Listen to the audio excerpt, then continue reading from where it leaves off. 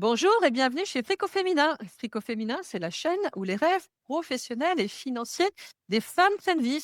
Et aujourd'hui, on va évoquer à deux voix un sujet qui vous intéresse toutes, qui est comment mettre l'argent au service de votre vie, en faire quelque chose de positif au sein de votre couple et devenir un duo de choc sur ce sujet. Et pour ce faire, on va évoquer ce sujet avec mon invité du jour qui est Lady Grace. Bonjour Lady Grace. Bonjour Ophélie, contente d'être sur ta plateforme. Bonjour à tous. Mais avant de passer à cette interview, je vous invite à télécharger votre cadeau dans la description, les 6 secrets de ta liberté financière. Alors justement, Lady Grace, c'est un sujet extrêmement important que d'apprendre à parler d'argent au sein de son couple. Mais malheureusement, c'est un sujet qui est encore extrêmement tabou dans notre société. Est-ce que c'est quelque chose que toi aussi tu as remarqué? Et c'est certainement pour ça que tu as décidé de monter ton activité. Exactement. Alors, je ne l'ai pas précisé, mais oui, je suis la cofondatrice de Cash and Love. Vous devez vous demander peut-être c'est quoi Cash and Love. En fait, Cash and Love, c'est d'abord mon histoire, à moi et mon époux.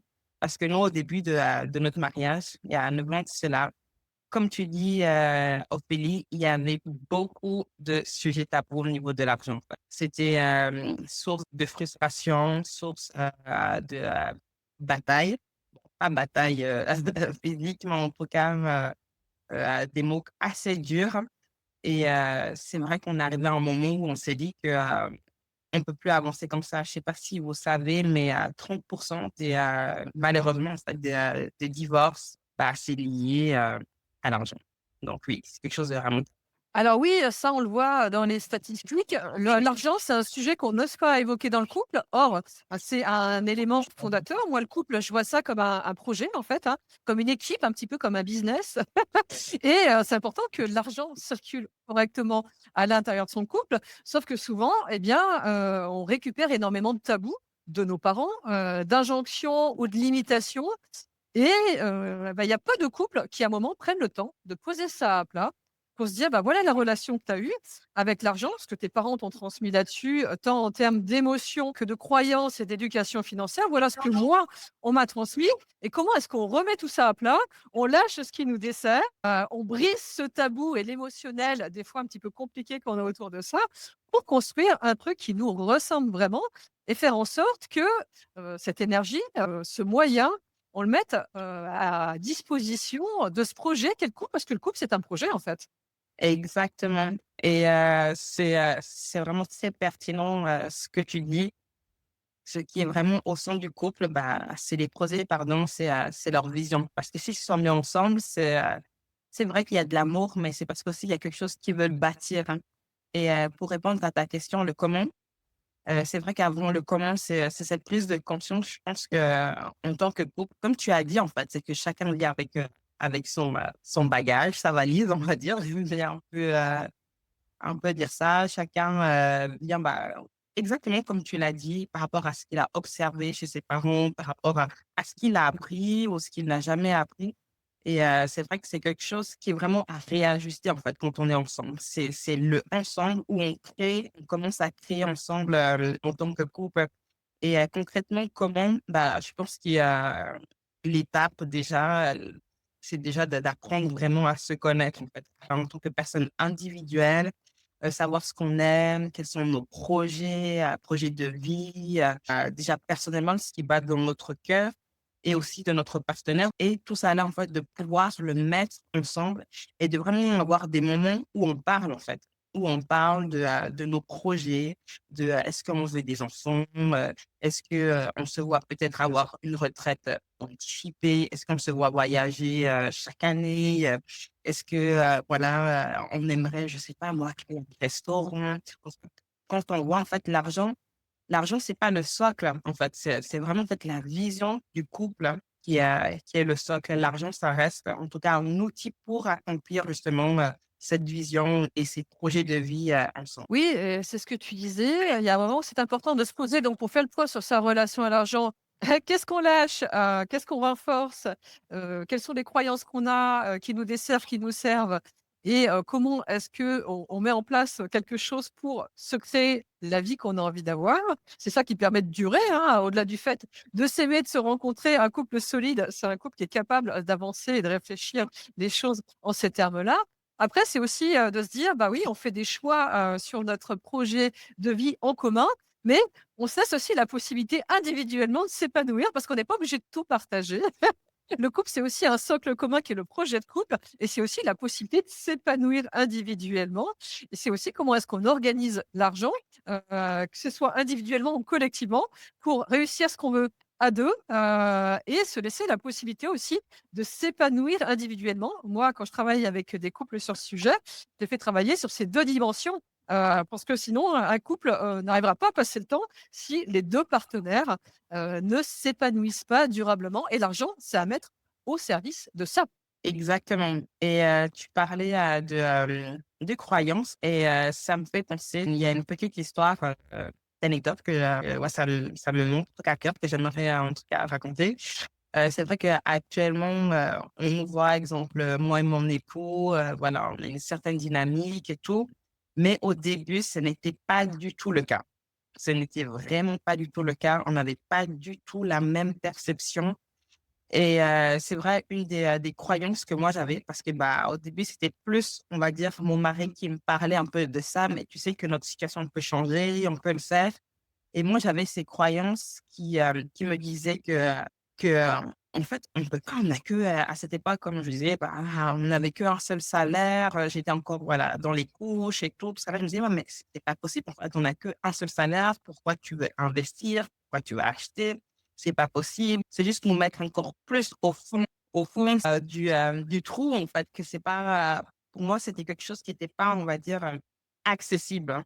Directement, ça c'est vraiment, une croyance que j'avais et c'est vrai que cette croyance, comment elle a tourné en moi, c'est comme je parlais au début, c'est au moment aussi où mon époux s'est intéressé réellement, on va dire, à mes ambitions, à ce que je voulais faire, ce que je voulais mettre en place et qu'il fallait mettre, bah, concrètement, bah, des actions pour y arriver et que ça, c'était un moyen de le faire et bah, c'est vrai que ça m'a complètement vraiment motivée parce que, bah, on avançait ensemble, on était, alignés, bah, mes projets sont devenus ses projets et ses projets sont devenus mes projets et c'est vrai que, c'est là où, il y a eu cet alignement. Donc c'est vrai qu'il y a des croyances, telles que, ce n'est pas accessible, qui peuvent vraiment, nous freiner, des croyances aussi de se dire que c'est la personne peut-être qui gagne le plus d'argent dans un couple, que c'est cette personne qui doit gérer l'argent. Ça veut rien dire du tout.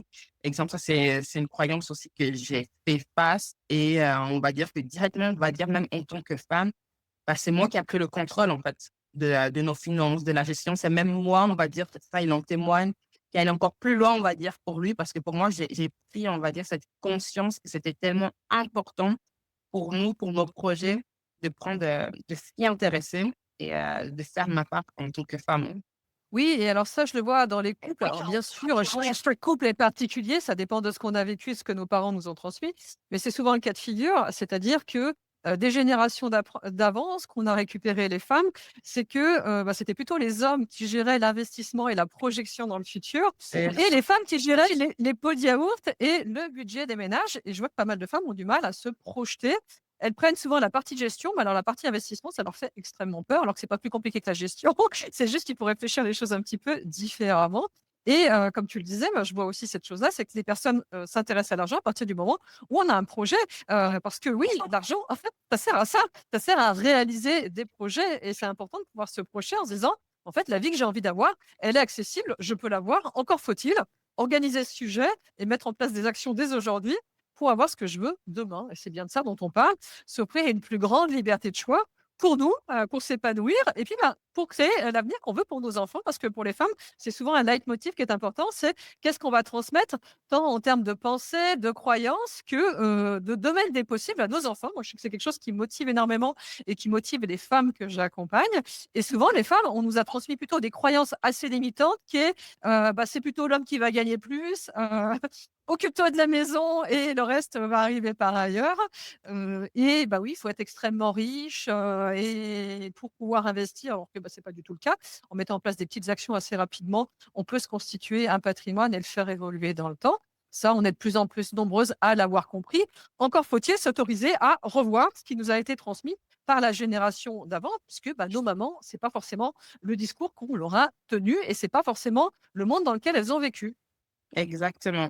Et c'est pour ça, c'est important, bah, de se former et de prendre cette décision parce que, comme tu disais, ce n'est pas quelque chose qui est inéaccessible. C'est quelque chose, en fait, qu'il faut se former, qu'il faut s'informer. C'est pour ça que des plateformes comme tu as sont tellement des plateformes excellentes parce que ça nous pousse à nous étirer, ça nous motive aussi de voir, bah, d'autres personnes, qui sont arrivées. Je regarde, ce que tu fais, bah, c'est des plateformes comme ça, en fait, faut se connecter et qu'il faut y être et puis aussi se dire que, si on ne commence pas maintenant, bah, demain, ça sera pareil, en fait. Ce que tu ne payes pas, ce que tu ne fais pas aujourd'hui et bah, demain, il y aura pas de changement. Donc c'est pour ça que la vision, elle est tellement importante et j'ai même envie de dire d'avoir une grande vision d'avoir des rêves, mais pas de faire des rêves qui restent dans sa tête, mais vraiment de faire des rêves aussi, une réalité, bien sûr, des rêves, smart. Le plus important, c'est de commencer. Oui, alors ça, tu le disais justement, Ouais. les croyances qu'il t'a fallu déconstruire. Et la première des croyances, c'est de croire qu'il faut tout savoir et que c'est extrêmement compliqué de démarrer. Bah non, faut commencer par le faire petit ou petite et monter en compétence en le faisant. Alors ça, je vois beaucoup de femmes aussi qui ont du mal avec cette idée parce qu'elles ont quelque part un syndrome de la bonne élève. Elles pensent qu'il faut savoir tout sur tout et être parfaite avant de se lancer. Bah non, c'est pas si risqué que ça. Le plus risqué aujourd'hui, c'est de ne pas le Mmh. faire puisque si vous ne faites rien, vous allez rester dans la même situation et dans 5 ans, vous en serez toujours au même point et finalement, ce qui vous coûte le plus cher, c'est ça. C'est pas le risque de ne pas avoir posé l'action parfaite, c'est le fait de ne pas poser l'action et laisser le temps passer, et de faire en sorte que, bah, l'argent, voilà, votre épargne ne grossisse pas, vos investissements ne grossissent pas. C'est plutôt le fait de poser des petites actions, peut-être imparfaites, mais qui vous ressemblent, qui va transformer votre situation et vous continuerez à progresser en avançant. Toi, aujourd'hui, tu as commencé à investir il y a combien de temps? Il y a 6 ans. Donc tu as démarré certainement par, le fait de te constituer ton épargne de précaution, ton épargne de projet, puis à mener, on va dire, des projets, d'investissement immobilier et créer ton business en parallèle et après, bah, tu verras, dans 15 ans, tu auras certainement une stratégie diversifiée avec plein de choses. Là où tout ça, et ben, si on revient 10 ans en arrière, ça te faisait certainement très, très peur. Exactement, oui, c'est sûr qu'il y a 10 ans en arrière, ça faisait, très, très peur et oui, un peu répondre à ce que tu dis, c'est vrai que ça nous a demandé d'optimiser, en fait, nos dépenses et surtout, c'est vrai que, souvent, en fait, on n'est pas conscient, en fait, de l'argent qu'on a entre nos mains, en fait. On n'est pas conscient, de ce qui passe en notre main. On ne sait pas où va notre argent et c'est vrai que, la 1re étape, en tout cas, que j'ai dû faire, c'était vraiment un état de lieu de mes finances, déjà prendre conscience de l'argent qui est passé entre nos mains parce que souvent on dit: «Oui, j'ai pas d'argent, j'ai pas d'argent». Mais quand on regarde, on a de l'argent qui passe entre les mains. C'est juste que, on ne donne pas cette direction, à notre argent et c'est vrai que cette étape pour moi est aussi super importante, très importante, autant importante que, les différentes étapes qu'on peut, avoir avant d'investir et c'est vrai que assez rapidement, en fait, quand, voilà, on a pu élaborer, de l'épargne, bah, ça enchaînait, en fait, avec un premier bien, un deuxième bien, un 3e bien et je précise sur un seul salaire. Sur un seul salaire avec, sur ce temps, voilà, un bébé, un deuxième bébé, qui est arrivé. Donc c'est vraiment pour dire que, il faut aller qu'on dépasse, on va dire, notre réalité, en fait. De se dire que c'est possible, que c'est à notre portée et surtout, de voir, en fait, ce qu'on attendait, notre vision. C'est tellement important d'être motivé par une vision, d'être motivé par pourquoi on le fait. Parce que c'est vrai que si on reste juste à la vision de: «Oui, je veux juste de l'argent», bah, pour moi, c'est une vision qui est limitante, en fait. Il y a bien plus que ça. Il y a des choses qui doivent être faites, il y a des besoins aussi, auxquels on doit répondre. Donc voilà. C'est essentiel ce que tu dis, hein. On disait le pourquoi profond, la vision de la vie, qu'on a. C'est ça qui va nous permettre de tenir dans la durée et puis, bah, de passer en en zone de croissance et de changement parce que oui, ça va changer, les choses. Oui, comme tu le disais, à un moment, il faut se livrer à son exercice de pleine conscience de où, partent mes finances, quelles sont les fuites et quelles sont les décisions que je prends. Parce que c'est toujours une question de décision et de choix aussi l'argent, de changer de boulot éventuellement hein, pour avoir une situation plus stable, de consommer de telle manière, et d'arrêter, certaines dépenses pour se concentrer sur des choses qui seront plus structurantes pour notre avenir et oui, bah, ça oblige à y mettre de l'énergie, temps, argent, disponibilité, mais c'est pas si chronophage que ça, hein, de le faire et bah, par contre, c'est vraiment structurant aussi pour votre avenir donc moi, j'ai envie de dire, le temps, l'énergie et l'argent que ça vous demande, c'est finalement très peu par rapport à ce que ça va vous permettre de construire. La pire des erreurs, c'est de ne pas le faire, de ne pas prendre le temps et l'énergie de le faire. Il y a des bonnes pratiques à mettre en place dans le couple, on va en parler un petit peu, justement pour structurer tout ça. On a parlé de la relation à l'argent, bah, c'est en parler librement, de manière fluide. C'est prendre des rendez-vous réguliers, pour le faire et se mettre sur les rails là-dessus. Moi, je le vois, j'accompagne des couples à se mettre sur les rails pour que ce sujet ne soit pas conflictuel, mais qu'au contraire, ce soit le ciment de leur couple. Une fois qu'ils savent le faire, qu'ils connaissent les bonnes pratiques et qu'ils ont mis à plat ce qui était douloureux dans leur relation à l'argent, ce que leurs parents leur avaient transmis de douloureux sur le sujet, bah, ça leur permet de le faire vivre dans la durée et de continuer à le faire sans moi, de manière assez simple. Il y a quand même un moment, c'est bien de le faire avec un tiers parce qu'il y a des choses qui doivent être dites et qui sont pas forcément faciles, parce que chez certains, ça implique un rapport de force, bah, notamment parce que c'était un rapport de force dans le couple de leurs parents. C'est souvent le cas sur la génération précédente et encore plus pour, les personnes, dont les parents ont vécu aussi une séparation et ça, j'insiste aussi, pourquoi, être au clair sur l'argent dans son couple? Bah, c'est aussi si jamais il y en a un qui décède ou en cas de séparation, c'est hyper important de savoir comment on organisait les choses et de se souhaiter le meilleur pour la suite aussi. Tu confirmes? Exactement, je confirme, totalement, ce que tu dis et c'est pour ça, comme tu dis, c'est tellement important, bah, de se former, voilà, d'avoir des personnes qui nous accompagnent aussi, d'utiliser aussi, bah, des outils, concrets. C'est pour cela aussi que nous avec, mon époux, en fait, on a créé aussi, en fait, un jeu de cartes, hein. Un jeu de cartes qui permet vraiment de parler d'argent, on va dire, subtilement, de parler de leurs projets, comment ils se voient, où ils ont des cartes de défis. Ça permet vraiment de pouvoir parler, enfin, subtilement et de les emmener quelque part parce qu'ils ont aussi un petit livret où ils peuvent noter, savoir où ils en sont et aussi, comme tu disais, d'avoir des moments où, où on est accompagné, mais aussi c'est tellement important que, d'avoir des moments aussi, j'appelle ça, on va dire un peu des money dates, des money dates.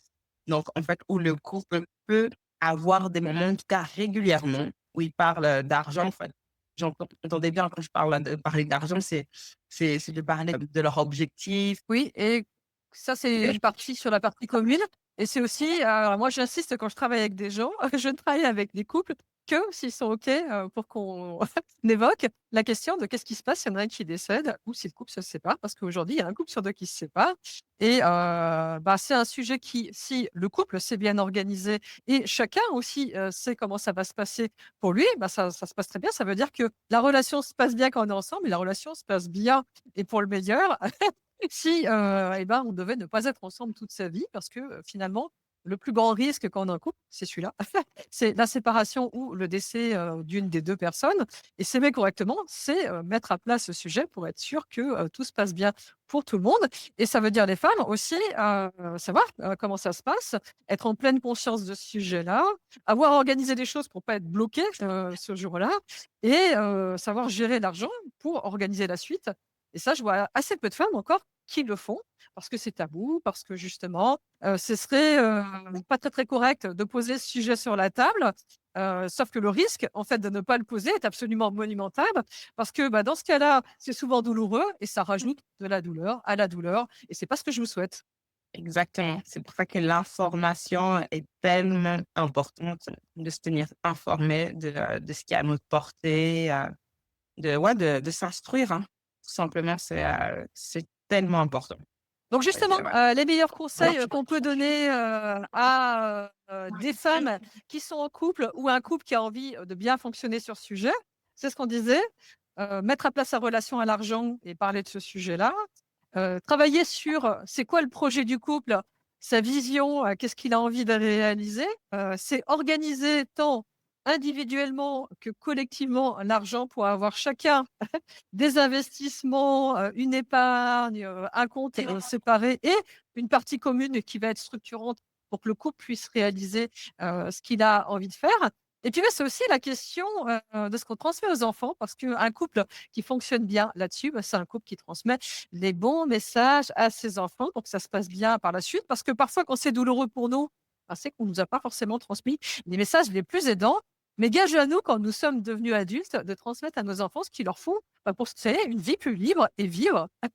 Et j'imagine que c'est toi aussi ce que tu veux pour tes enfants. Moi, je suis maman, c'est aussi hyper important pour moi, parce que nous, les femmes, on transmet, parce que la transmission se fait beaucoup par les mamans. Exactement. C'est tellement important de souligner ce que tu dis, la transmission. C'est tellement important, parce que, chacun de nous est appelé, on va dire, à partir un moment ou l'autre de toute façon et je pense que, la vision est carrément liée, on va dire, à la transmission. En fait, c'est qu'est-ce qu'on veut laisser? Qu'est-ce qu'on veut laisser ici, que ce soit pour nos enfants, pour ce qui bat dans notre cœur et c'est vrai que, moi aussi, j'ai des enfants, j'ai 2 garçons. Comme j'aime dire, je suis la princesse, la reine de cette maison et pour moi, c'est tellement important de les faire participer, en fait, dedans. C'est tellement important de déjà quand je dis leur parler d'argent, ça veut dire qu'ils puissent déjà avoir, un lien, savoir c'est quoi l'argent, qu'est-ce qu'on fait à l'argent. Je te donne un exemple concret. Quand je vais faire mes courses avec, mes enfants, je fais 2 listes. Il y a ma liste, il y a leur liste. Je leur donne, voilà, ils ont une enveloppe et vu que, le plus grand, voilà, et en plus, il a l'âge où il calcule et tout, donc il doit prendre ce qui correspond, à ce qu'il a dans son enveloppe, et rien que ça, en fait, ça le sensibilise vers l'argent, voilà, on leur explique, voilà, qu'est-ce qu'ils veulent faire et tout. Ça demande de l'argent, en fait, souvent, toi aussi, ça, c'est en tout cas, par rapport à l'argent, pour nous, c'est un sujet qui est tellement, en fait, qu'on veut vraiment transmettre. Pour ça aussi qu'on a créé aussi, Mini Cachero. Et Ross, ça a commencé par, une chaîne YouTube qu'on a ouverte où c'est des dessins animés où en fait c'est 2 jeunes qui ont des différentes missions. Et voilà, il y a le parc de leur ville, de leur, quartier qui est cassé. Comment on peut faire une récolte? C'est la fête des pères, qu'est-ce qu'on peut faire? Enfin, on a aussi créé un livre. En fait, ça pousse vraiment les enfants à avoir des petites missions, à avoir des petits, projets et voir comment ils peuvent avoir un retour et puis utiliser leur argent de façon, intelligemment. Oui, oui, c'est extrêmement important de faire ça. Déjà de transmettre des émotions positives sur le sujet plutôt que des facteurs limitants, de leur expliquer qu'en fait C'est sur ce ça. sujet, on peut créer ces solutions. L'argent, si on l'a pas, eh ben, on peut le trouver, on peut le créer, on peut entreprendre. Ça commence très, très tôt en fait. Cette idée-là, moi aussi, hein, je fais ça, j'ai expliqué tout ça à ma fille très tôt justement pour ouvrir son domaine des possibles plutôt que de le fermer.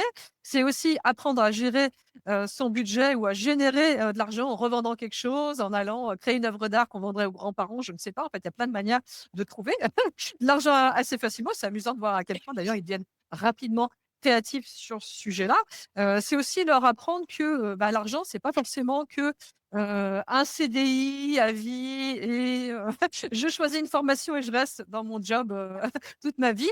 Mais c'est, voilà, entreprendre, investir, le genre de choses qu'on nous a pas forcément appris dans nos familles et ou à l'école et qui, nous auraient certainement fait gagner, pas mal de temps et qui permettent de se créer une vie plus libre. Et puis c'est aussi évoquer la question des relations et de l'argent.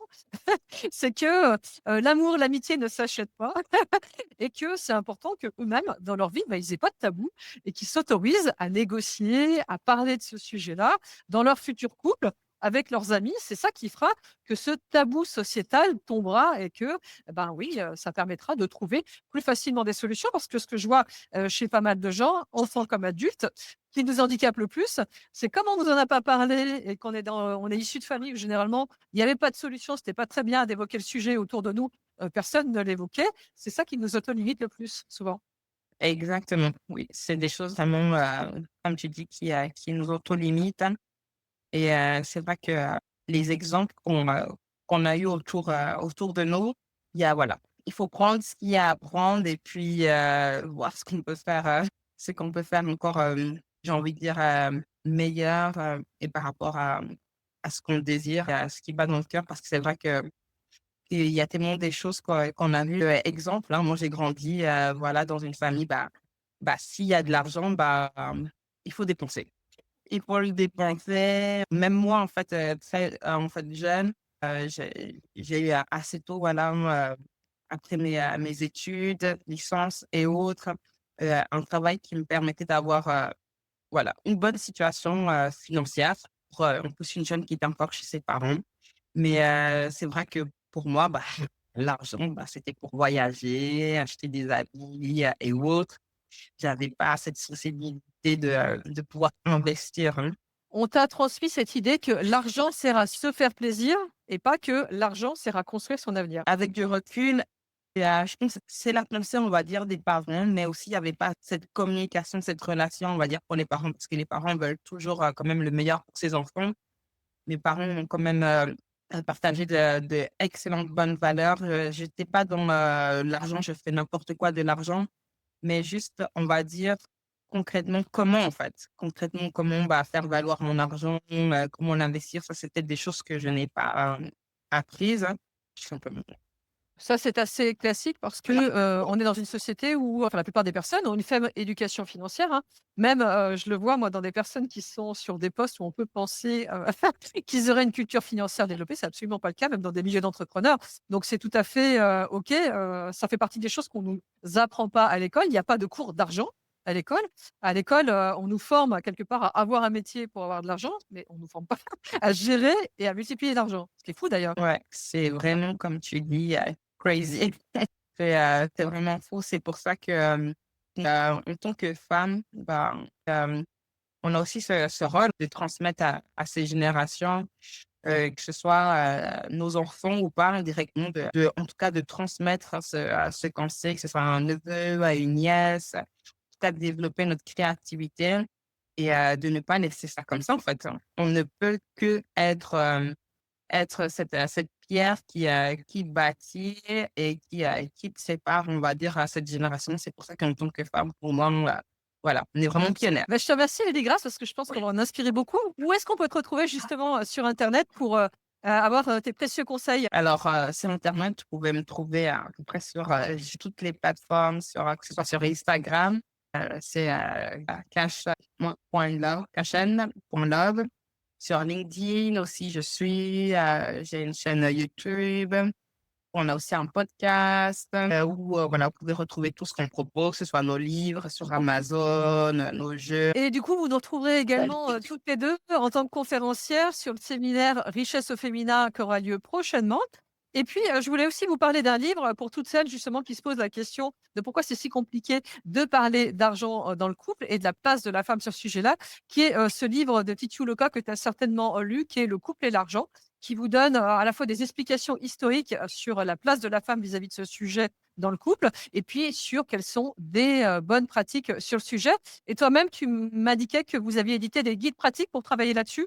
Oui, exactement. On a des livres. Alors, là, devant moi, j'ai, le dernier livre, Mini, Cachéros, Apprendre à gérer ton argent, ta maison. Ça, c'est pour les enfants. On a, le premier livre, c'est, un livre vraiment très pratique, qui s'appelle «5 étapes pour booster et transformer les finances de couple», qui est vraiment, en fait, on va dire, les 5 étapes qui, voilà, la plupart, je pas vraiment ceux qui réussissent, mais en place, en fait, que ce soit de l'état de lieu à investir, de façon à avoir un retour sur investissement. Et aussi, on a, ce livre, en fait, «Comment, organiser, son investissement sur idée». Parce que, c'est vrai que souvent, dans les couples, en tout cas, on a la vision, du mariage, du grand jour, mais, on oublie qu'après le jour du mariage, il y a votre réalité, c'est là où ça commence le mariage. Et c'est vraiment aussi inspiré, pareil, de notre histoire. C'est vraiment quelque chose de très pratique. On a aussi, notre jeu Cash and Love, et avec son petit livret où, en fait, comme je vous racontais, il y a le jeu de cartes où il y a 6 thématiques différentes. Eh bien, je te Et remercie. voilà. Voilà plein de choses pour pouvoir justement vous aider à en parler et d'organiser le comment ensuite.